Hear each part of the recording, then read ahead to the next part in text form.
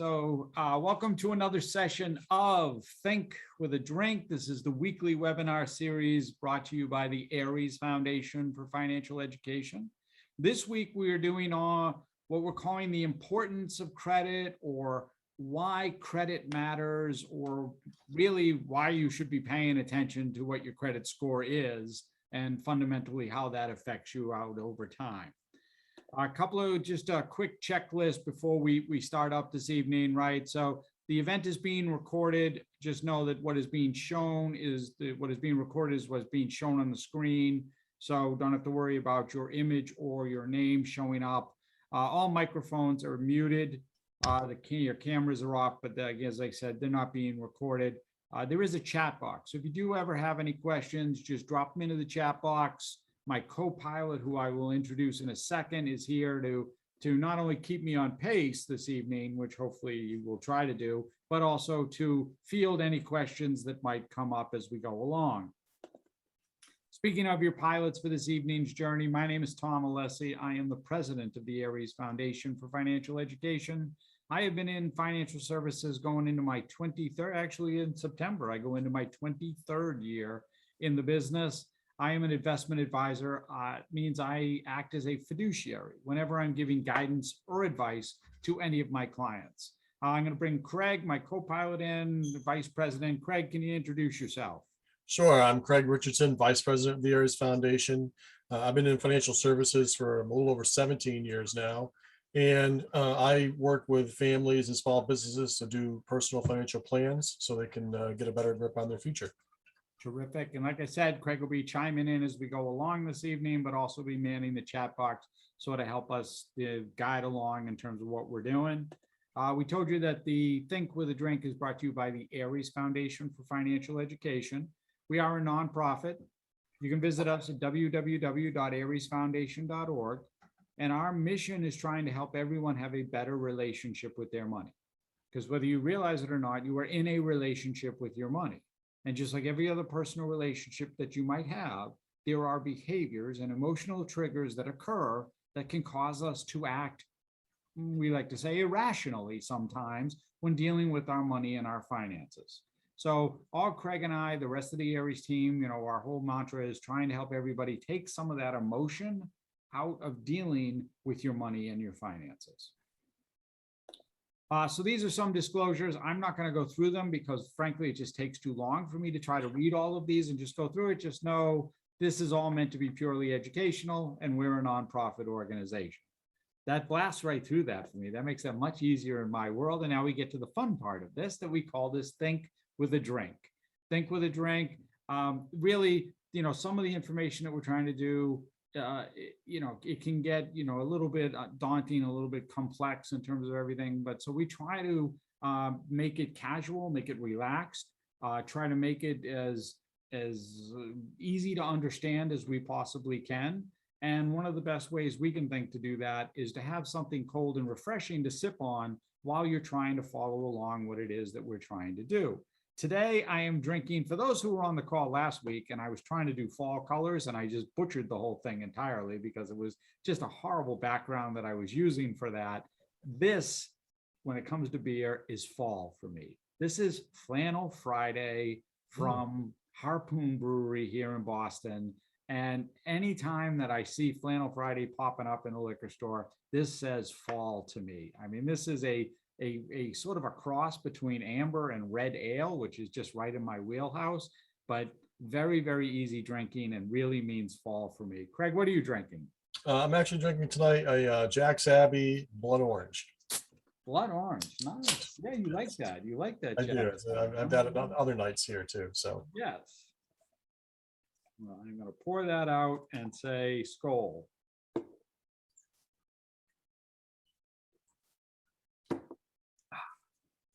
It even tastes like fall. Made out of leaves. Yes. All right. So the agenda for this evening: what is credit? The different types of credit. Why does it matter? The FICO score, and we'll go a little bit into FICO and what that means and how that's all there. The factors that go into determining your credit score, those implications, like we talked about, why it's important that's there. The risks what can bring you down in terms of your credit, and then tips, things that you can do, ways to improve or better your credit score. So credit, when you come right down to it, is just the ability to use other people's money, right, Craig? I mean, that's what we're talking about here. Yeah, it's all about leverage. Yeah, it's all about leverage. And leverage, for those, just so you're understanding, that is, I'm able to borrow the money to pay for something. I've got to pay it back. I'm going to pay it in the future, but I don't have the money today to be able to afford to pay for that. Most people think of it in terms of a home with a mortgage, right? I don't have the cash to put down to buy the house. I'm going to take out a mortgage.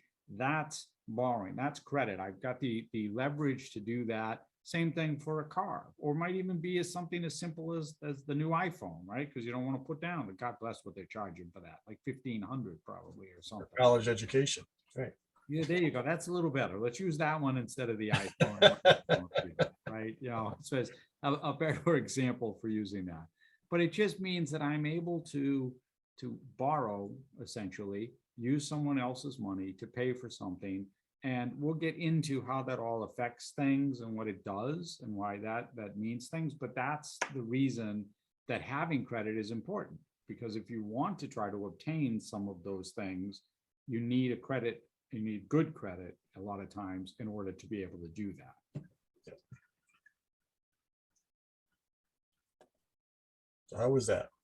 Yeah, so the types of credit, right?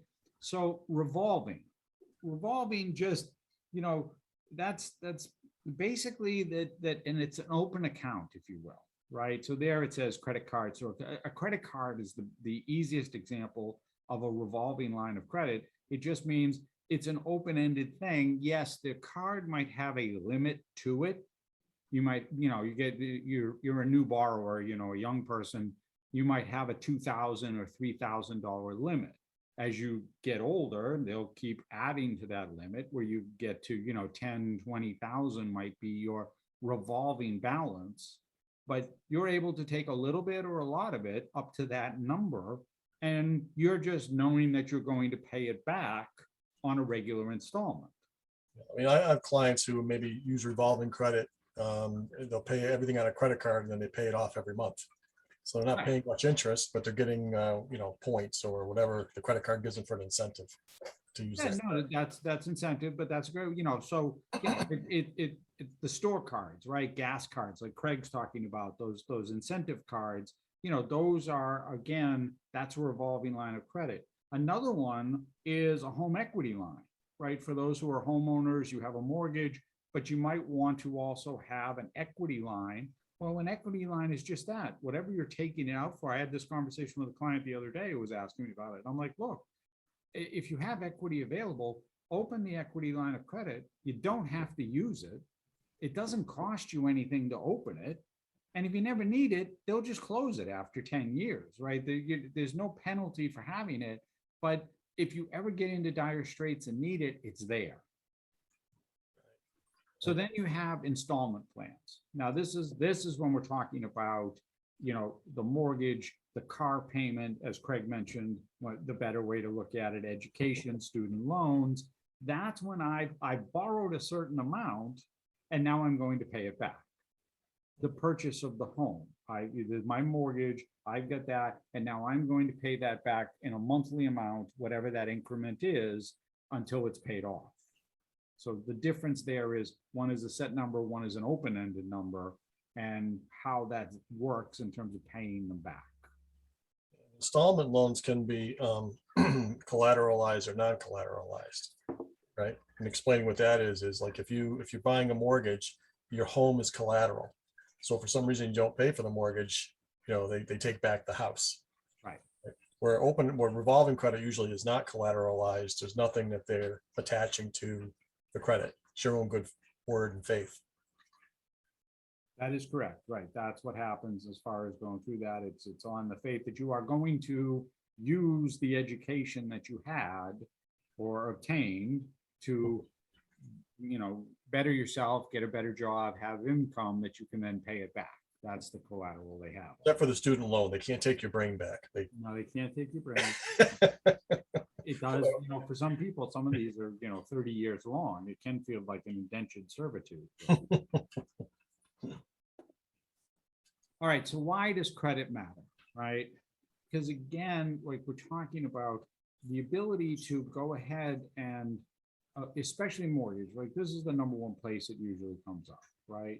In qualifying, first off, to qualify for a mortgage, you have to have a certain level of score. The higher your score, the better the rate that you're going to pay on that loan is going to be. So the same thing happens sometimes in applying for an apartment. That you may have to have a certain level of credit score in order to rent in a certain location or certain area. And if you don't have, you can't rent in that area. That's because your credit score determines if you're a good risk to pay back the money you're borrowing or the contract that you're taking out, like a lease or a rent. Correct. You're going to pay on time. Right. Yeah. And, and so any of those, the credit cards, loans, right? Any loans, all of that gets factored in. Now, one of the things that's not in here that sometimes can come into play, it certainly comes into play in our world, right? But there are employment, there are opportunities, jobs that a poor credit history will not allow you to get employed. You will not be able to get hired because of the nature of whether it's a bank or some other financial institution or some need to have that reporting issue, that a poor credit score declines you from the opportunity to engage in that business. So it's really important to not only start off right, but to keep things moving in the right direction if you want to maintain your credit score. Absolutely, right? That's the whole idea. And we'll talk about, that building up and the things that can drag it down. But it really is, when we talk to people about the whole debt cycle and, getting involved in that stuff, but it's some of this is, well, you brought it upon yourself. And we'll talk about the ways that happens. But if I had a better credit score, I could have gotten a lower loan, which means the money I'm paying is a couple hundred, maybe $1,000 less, on a quarterly or semi-annual basis than what I was paying because I didn't have a good credit score. And that's money that now is not available to me because I got to use it to pay for this loan that I took out. Right. And now I need that money. Where am I going to get that money from? I'm going to use my credit cards. And guess what happens when I do that? My credit score goes down. We're in a cycle here. Right? That's what we want to break out of this. And we're going to talk about that in terms of ways of dealing with it. But that's some of what happens is we're not really paying attention to the fact that, well, wait, this thing actually can trigger how much I'm paying on a monthly basis, what that means to my bottom line. And oh, wait, what if I needed emergency funding or emergency reserves or extra money? I don't have it because I'm paying this loan number that's higher than I really anticipated or wanted to pay. Right. So FICO, right? So, that's Fair Isaacs Corporation. That's what FICO stands for, right? Just so you know, don't get thrown off to FICA versus FICO in terms of dealing with everything, right? With that, and what it says is that it uses a variety of different factors, and we'll talk about that in a second, next slide, in terms of some of the things that it uses. But basically, your credit score goes anywhere from poor, which is like 300, to 850, which is, that's, you don't get higher than that, right? It doesn't go higher than 850, right? That's about as good as it gets. Yep. If you're at 800, you really don't have much to worry about. Right. And somewhere in that, like, what is it, like it's the next slide, I know, but I didn't memorize it, like 720 or 740 or something, anything above that, and you're in the good to go range. Correct. Yep. Mm-hmm.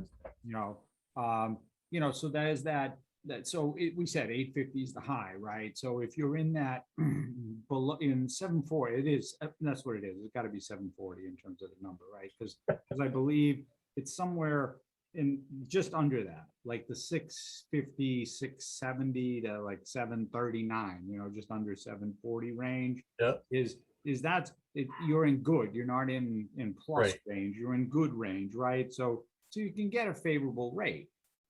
But Mhm. if you're under that number, specifically if you're in the, high fives, now you start getting into, well, wait a minute, now you get into that we're unsure about the ability for you to be able to credit worthiness and pay this back, right?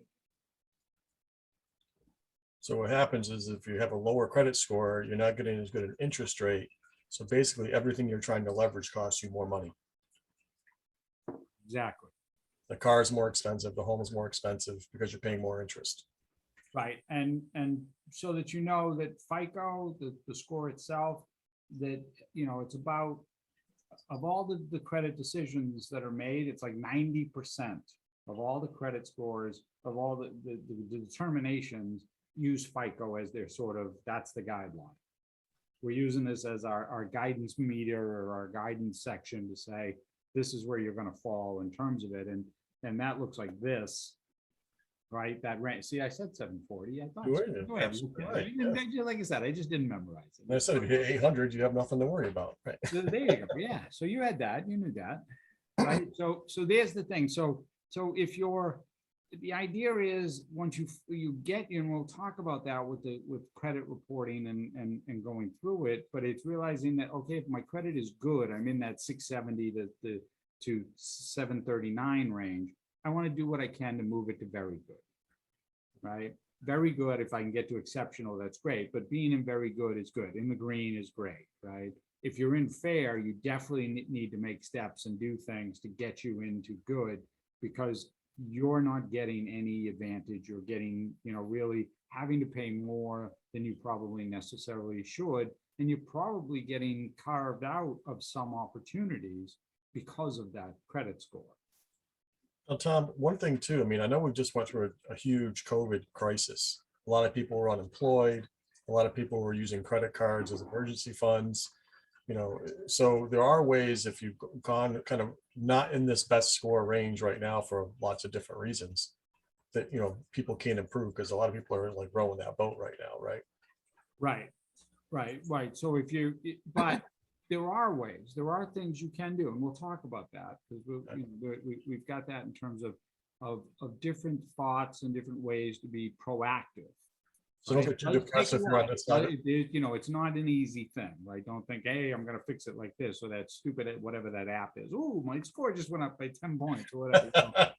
No, it does take work, but it's work you can do. You can focus on it, and we'll go through that with the steps in terms of making that happen. But just understand that you do need a plan to make that happen, and you do need to stick to it and follow it and do some things.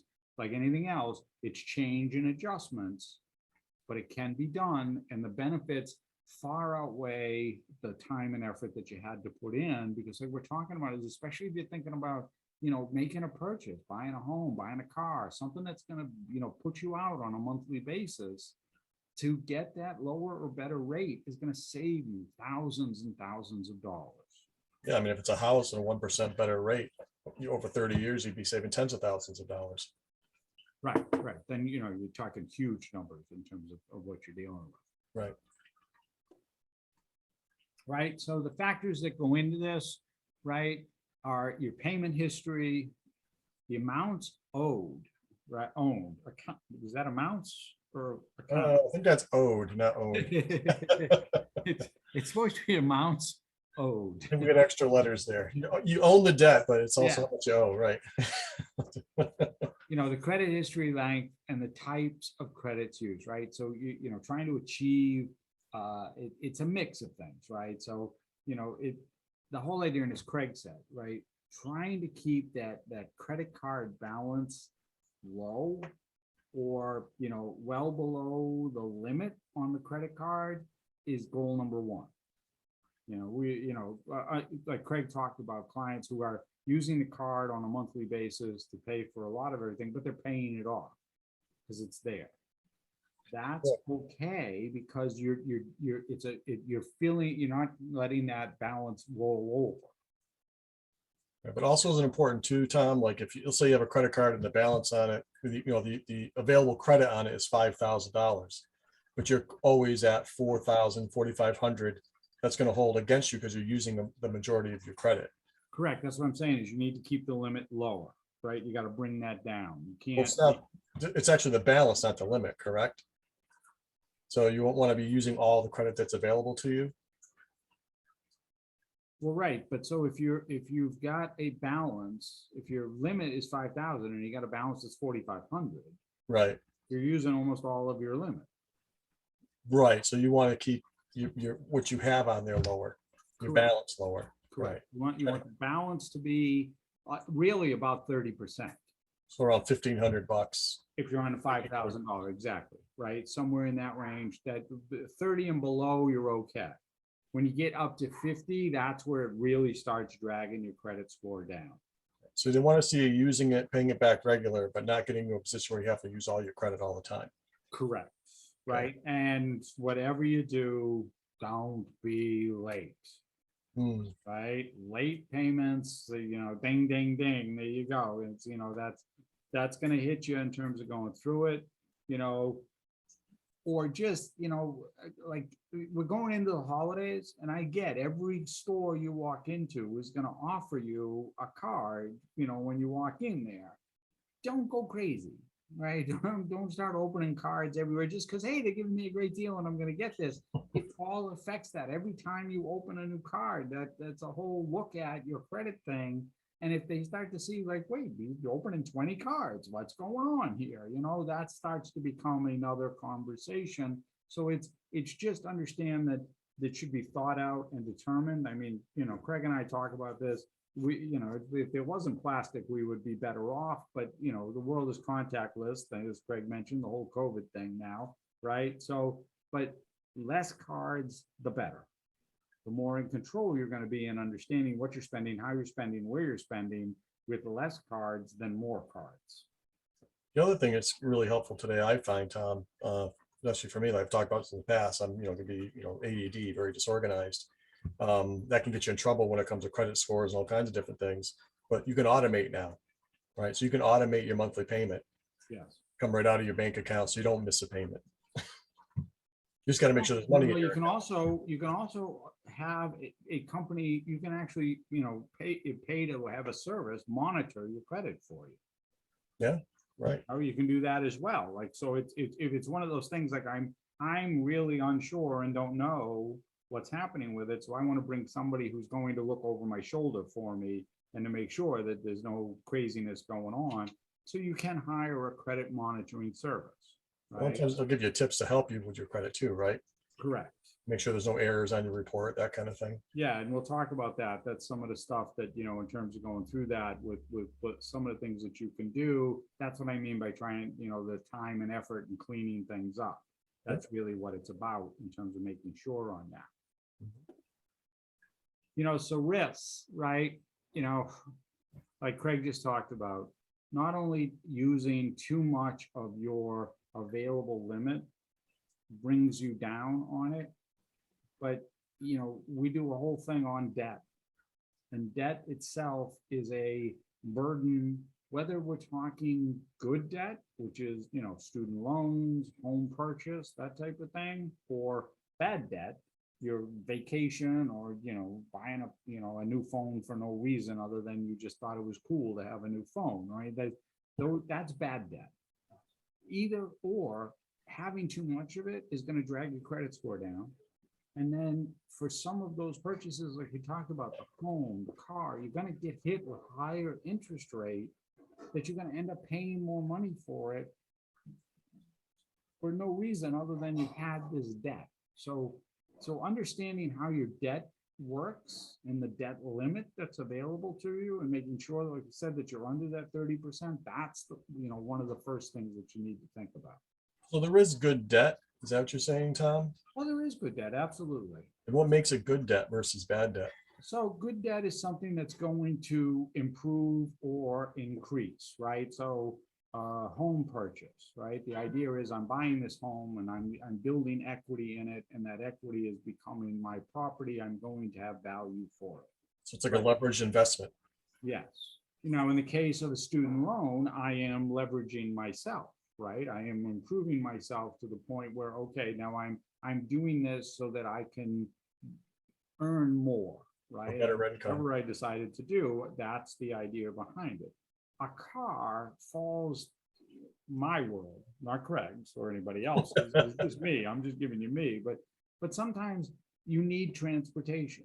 Maybe it's for the job. Maybe it's because you got a family and you got to get them around. But for whatever reason, if you need a car, then having that as especially if it's regarding your job and you need a car to get to and from work or for the work that you're doing, well, that's an investment. Oh, so like driving Uber.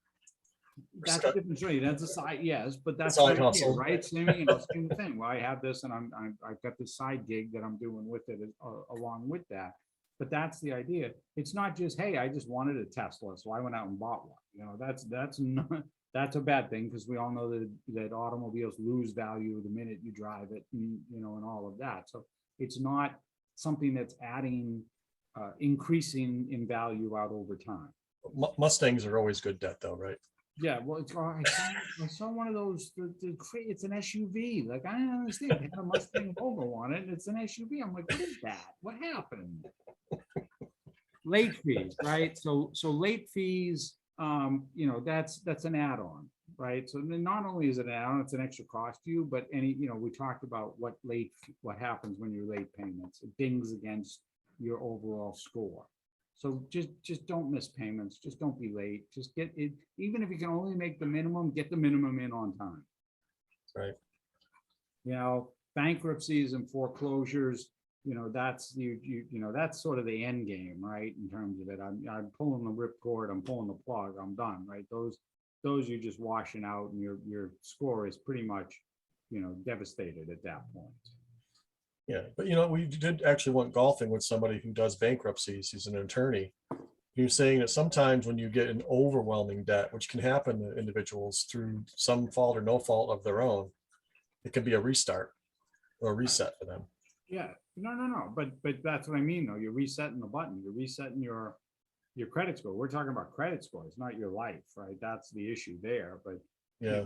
you can, you're basically crashing and burning and going back to zero. And okay, now I'm going to start all over again. So yes, there are times where it comes into play and times where it can be an effective tool to use. Not to say don't do it. What I'm saying is that from the credit standpoint, yeah, you just took a match and just torched your credit score in terms of going through it. I mean, like sometimes we see in our occupation where this happens to people, the bankruptcies, when they have a disability and they're not insured. Yeah. They lose a source of income or they lose a job, right? And don't have adequate, savings. So there's, these planning steps you can get ahead of to try to eliminate some of that risk, but you got to plan. Right. No, but that's where planning comes in for everything, right? That's the whole idea behind planning, is to sort of take a look at that and say, how am I dealing with this, right? What could happen? I can't, it's great to play with the, like Zolak always says, with the unicorns and show ponies. I mean, that's always fun, but it's what happens when the bad stuff comes. And that, just so you know, to the audience, side note here, that's why we have the alcohol with us, just because, we talk about the doom and gloom and all the bad stuff that can happen. So I have a little sip of that, just to sort of go through that. But that is the issue, right? Is that some of this does involve the worst case scenario. And nobody likes to really look at or talk about the worst case scenarios, but you got to be thinking about that, because let's face it, if not, the last year taught us absolutely nothing, is that the worst case scenario can happen. Mm-hmm. And where we are today, I was listening to the doctor on the news, like, they're worried. They're worried about, Delta and the fact that, most of the US is still not as populated, not as vaccinated as they want it to be. And what could happen. So you just got to be prepared. If I was a restaurant owner, I'd be very nervous right now. Oh, yeah. Very, very, very scared. All right. So, using credit, borrowing for debt, like we talked about, good debt versus bad debt, right? If you do it strategically, wisely, is very, very fortuitous in anything that you do, right? The whole idea is I'm using someone else's money to better myself. This is ultimately the goal of everything. If I can get somebody else to put up the money or to give me the money to do it, I am much better off. Mhm. If your credit score isn't such that you are able to do that in a way where it's not costing you an arm and a leg to try to do it, that's the goal. And that's what this is really all about. When it all comes down to is, if I, whether you're trying to purchase your first home or purchase a second property or whatever it is you're trying to buy, if you can get your score up from one bracket to the next before you do it, you're going to save money out over the long term. Like Craig said, if we're talking 30 years, you're talking tens of thousands of dollars in interest payments saved. And let's be honest too, Tom. I mean, a lot of questions I get from new investors is how do I become wealthy? Can you make me wealthy? Right. And if you look at, popular shows like Shark Tank, or you look at Facebook, or you look at IPOs, those are initial purchase options. Big companies and people get wealthy leveraging other people's money. Right. That's what it's No all one gets wealthy without leverage, right? It's all about, borrowing and getting a good investment and getting a return on investment. You can't do that without some type of credit. Yeah, what was I reading? I was reading the story of what's it, Richard Branson, right? Richard Branson, Virgin, right? Oh yeah, yeah, yeah. Mhm. Yeah. He started Virgin Air. Do you know how he did that? I do not.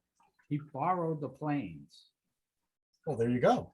He got Boeing to loan him for 1 year the plane. He didn't have to buy them. He took out, basically, he got them to loan him the planes for a year. And So that's how he started Virgin Air. So he didn't have to spend whatever, God blessed, millions of dollars in purchasing airlines, to whether he knew it was going to work or not. Now, granted, eventually Virgin Air failed, but that's a different conversation. But for his 1 year time frame, he could try to build out this airline where it wasn't really costing him anything. I mean, he had to pay the loan on the planes, but it Mhm. wasn't like he was buying the plane. It was all leverage. Yeah, but even in the failure, there was success. He's one of the wealthiest men there is. Right. But that he understood that, and he got somebody at Boeing to say yes. He got told no. I don't know what it was. It was like 70 times. Like, he kept calling. He just kept going through the Rolodex with everybody in Boeing until he got somebody to say, oh yeah, we'll do that. And that's how he started it. It was all leverage, but it's leverage. That's what we're talking about. Using somebody else's money in terms of going through it. Right. You think these are the real basics that just, oh well, the wealthy people don't use credit cards or do those types of things, but the smartest people always leverage someone else's money. That's how they get so wealthy. Right. So, we've already talked about it, but it can't be, you just, don't get behind on any payments, but especially your credit card payments, but any bill. Mhm. Just pay your bills on time. Even if it's a credit card payment and it's a little tight at this time, this month, just pay the minimum, man, but make sure you pay it. Make sure you pay it on time, because all those every time you're late, it adds up, and they ding you eventually when you're late on it. Yep. Craig talked about keeping the credit card balance as well, right? We went through that. It's a metric that's looked at. Like, once you get past 50% of whatever your credit worthiness is, that available credit line, that's when it really starts to weigh you down. Somewhere between 30 and 50 is the number that says, okay, we're starting to go lower. If you're under 30, generally you can stay in the green, right? Remember the grid in terms of going through that. Mhm. We talked about monitoring your credit report, right? So this is one of those things that you really should do once a year. Not enough people do it. There's 3 different credit agencies and bureaus out there that you can do. You've got that one listed in the screen there, but you want to make sure, just to see whether or not there's anything that's on there that doesn't look right? Or there could be something really weird, right? It could be the fact that some other Craig Richardson had a bad bill, and now all of a sudden it shows up on your credit score, and you're like, wait, I didn't do that. But Yeah. Could have been my father, right? Craig Senior. now sometimes you can work with the credit bureau, right? Whoever you went to, and get them to straighten it out. Sometimes you might have to go back to the original person that issued it, right? If it's yours and you say, wait a minute, I paid this bill off, but it hasn't come off my credit report, then, that might be something that you have to go back to that company and say, wait, unless it was somebody like Sears Roebuck who doesn't exist anymore, and then who knows how you're gonna get that washed off in terms of going through it. But you understand what I'm saying, is you gotta go back to the original issuing creditor and have them do it. Sometimes the credit bureau can do it. This is what I meant by work.